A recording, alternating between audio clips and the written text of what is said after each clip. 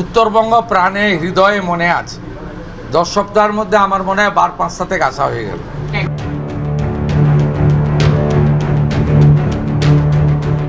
উত্তরবঙ্গ প্রাণে হৃদয়ে মনে আছে। উত্তরবঙ্গের উন্নয়ন এবং সাধারণ মানুষের সঙ্গে নিবিড় যোগাযোগের প্রসঙ্গেই এই বিশেষ মন্তব্য করেন মুখ্যমন্ত্রী শুভেন্দু অধিকারী।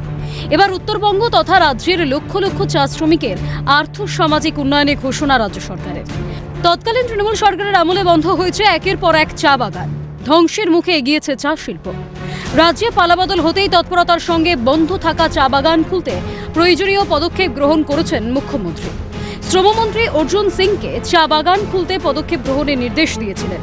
সোমবার জলপাইগুড়ি থেকে শুভেন্দু অধিকারী জানান, আগামী 3 মাসের মধ্যেই খুলে যাবে 10 থেকে 12টি চা বাগান।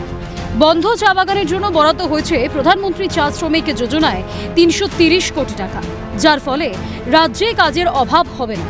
পরিযায়ী শ্রমিকদের রাজ্যে ফিরে আসতে বলেন মুখ্যমন্ত্রী। প্রধানমন্ত্রী চা শ্রমিক যোজনাতে আমরা ঢুকে গেছি, 330 কোটি টাকা বরাদ্দ হয়েছে। প্রধানমন্ত্রী চা শ্রমিক যোজনাতে বন্ধ চা বাগানের শ্রমিকরা সমস্ত রকম আর্থিক সাহায্য পাবে।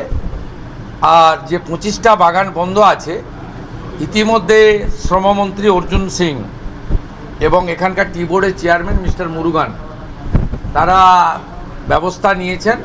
আমরা আশা করছি 2-3 মাসের মধ্যে 10-12টা চা বাগান খুলে দেওয়া যেতে পারে। উত্তরবঙ্গে চা শিল্পের উন্নয়নের পাশাপাশি আরও অন্যান্য শিল্পের উপর জোর দেওয়া হয়েছে। এই প্রসঙ্গে মুখ্যমন্ত্রী শুভেন্দু অধিকারী বলেন, মালদায় আম লিচু আছে, তাই সেখানে মাখনা, আনারস ও ভুট্টার ফুড প্রসেসিং হবে। আমুলের তরফে একটি আইসক্রিম প্ল্যান্টও খোলা হবে উত্তরবঙ্গে, এর জন্য জমিও বরাদ্দ হয়ে গিয়েছে। এসবের পাশাপাশি তুলাই, পাঞ্জি, চাল নিয়েও শিল্পের লক্ষ্যে কাজ এগোবে বলে জানিয়েছেন মুখ্যমন্ত্রী।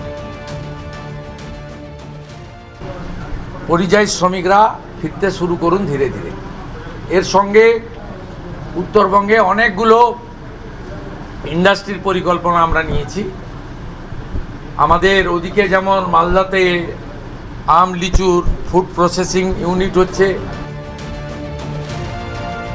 ফের জেলা সফরে মুখ্যমন্ত্রী শুভেন্দু অধিকারী যান উত্তরবঙ্গে, অংশ নেন একাধিক প্রশাসনিক ও উন্নয়নমূলক কর্মসূচিতে। ক্যামেরায় সৌমেন্দু মজুমদারের সঙ্গে স্নেহাশিস সরকারের রিপোর্ট, ক্যালকাটা নিউজ।